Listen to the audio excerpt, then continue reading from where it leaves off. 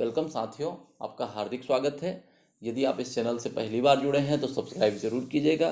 साथियों, व्यावसायिक नियमन की रूपरेखा हमारे बीकॉम फर्स्ट ईयर के साथ ही यूजीसी नेट सेट और असिस्टेंट प्रोफेसर के एग्जाम के सिलेबस में भी शामिल है।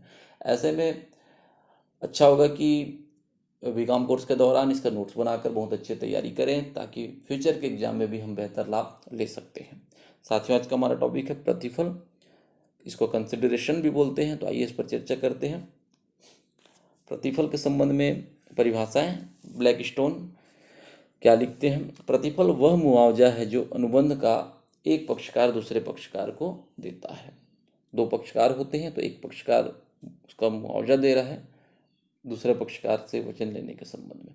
पोलक क्या लिख रहे हैं? प्रतिफल एक ऐसा मूल्य है जिसके बदले में दूसरे पक्षकार का वचन प्राप्त किया जाता है। दूसरे पक्षकार से वचन प्राप्त करने से उसके बदले में जो मूल्य दे रहे हैं वो प्रतिफल है। इस प्रकार से मूल्य के बदले में दिया गया वचन प्रवर्तनीय होता है। भारतीय अनुबंध अधिनियम की धारा 2D के अनुसार जब वचनदाता की इच्छा पर वचन ग्रहीता ने कोई कार्य किया है या नहीं किया है, अथवा कोई कार्य करता है या नहीं करता है, अथवा कुछ कार्य करने या न करने का वचन देता है। तो फिर से, कोई कार्य किया है या नहीं किया है, अथवा कोई कार्य करता है या नहीं करता है, या कुछ कार्य करने या न करने का वचन देता है, तो ऐसा कार्य करना या न करना उस वचन के लिए क्या कहलाएगा? प्रतिफल कहलाएगा। तो परिभाषाएं आप देख लीजिएगा, जो सरल और आसान लगे आपको उसे याद कर लीजिएगा। इसके बाद देखते हैं प्रतिफल के जो आवश्यक तत्व हैं उसके लक्षण क्या क्या हो सकते हैं। तो पहला है वचनदाता की इच्छा पर होना चाहिए। प्रतिफल क्या है? वचनदाता की इच्छा पर होना चाहिए। दूसरा है वचनदाता अथवा अन्य किसी व्यक्ति की ओर से होना चाहिए। तीसरा है भूतकालिक, वर्तमान और भविष्यकालिक भी हो सकता है। चौथा, कोई कार्य करने या न करने का वचन हो सकता है। तो प्रतिफल के आवश्यक तत्व है कि जो कार्य है करने और न करने के संबंध में हम चर्चा कर रहे हैं वो वचनदाता की इच्छा पर होना चाहिए। वो कार्य जो है वचन ग्रहीता और अन्य किसी व्यक्ति की ओर से होना चाहिए। और भूतकालिक, वर्तमान और भविष्यकालिक भी जो है हमारा प्रतिफल हो सकता है। कोई कार्य करने या न करने का वचन हो सकता है। तो प्रतिफल, ये चार जो है इसके आवश्यक लक्षण हैं। इसके बाद हम आगे देखते हैं, प्रतिफल रहित जो ठहराव है व्यर्थ है। अनुबंध अधिनियम में इसकी व्यवस्था की गई है कि जो प्रतिफल रहित ठहराव होंगे वो व्यर्थ होंगे। लेकिन इसके कुछ अपवाद हैं जिसको इसमें हम चर्चा करेंगे कि ऐसे कुछ अपवाद हैं जिनको प्रतिफल रहित रहेगा तो भी व्यर्थ हम घोषित नहीं करेंगे। पहला है नैसर्गिक प्रेम तथा स्नेह।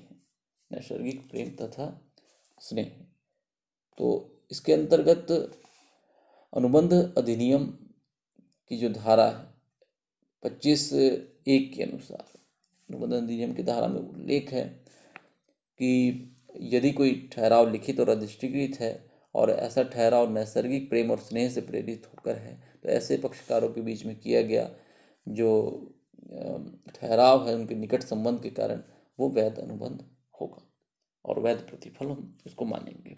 ठीक है। स्वेच्छा से किए गए जो भूतपूर्व कार्य के लिए क्षतिपूर्ति, प्रतिकर है या क्षतिपूर्ति है देने का कोई वचन है।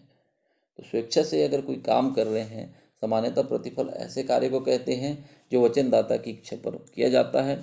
लेकिन अनुबंध अधिनियम के अंतर्गत ऐसे कार्य का भी उल्लेख है जब एक व्यक्ति द्वारा स्वेच्छा से कोई कार्य किया गया हो और दूसरा व्यक्ति उसको पूर्ण रूप से, आंशिक रूप से क्षतिपूर्ति देने का वचन करता है। ठीक है। वैसे तो दोनों का जो एग्रीमेंट है दोनों की इच्छा पर है, पर कोई स्वेच्छा से कर लिया है और सामने वाला जो सेकंड पार्टी है वो उसको उसके संबंध में प्रतिफल या प्रतिकर देना चाहता है, क्षतिपूर्ति देना चाहता है, तो इसको भी हम वैध अनुबंध में और वैध प्रतिफल में शामिल करेंगे। कालावरोधित जो ऋण है उसका भुगतान करने का वचन। सामान्य नियमों के अनुसार क्या है? कालावरोधित ऋण के भुगतान के संबंध में न्यायालय द्वारा बाध्य नहीं कराया जा सकता। परिसीमा अधिनियम इसके संबंध में लागू होती है। 3 वर्ष का जो अवधि तय किया गया है। 3 वर्ष के पश्चात ऋण की वापसी के लिए दावा नहीं किया जा सकता है। यदि आवश्यक शर्तों को पूरा करते हैं तो इसका भुगतान करके उसको प्रवर्तित करा देते हैं। इसके संबंध में कोई भुगतान का वचन दे रहा है तो वो प्रतिफल रहित ठहराव, व्यर्थ ठहराव नहीं माना जाएगा। प्रतिफल रहित ठहराव है फिर भी उसको वैध हम मानेंगे। तो ऐसे कुछ 3 पॉइंट हैं जो प्रतिफल रहित ठहराव में शामिल हैं, इसको हम व्यर्थ नहीं मानेंगे। ये इसके कुछ अपवाद रहेंगे। तो साथियों, उम्मीद करता हूँ ये वीडियो आपके लिए यूजफुल और हेल्पफुल रहेगा। लाइक शेयर कमेंट के माध्यम से अपना प्यार देते रहें। Thank you.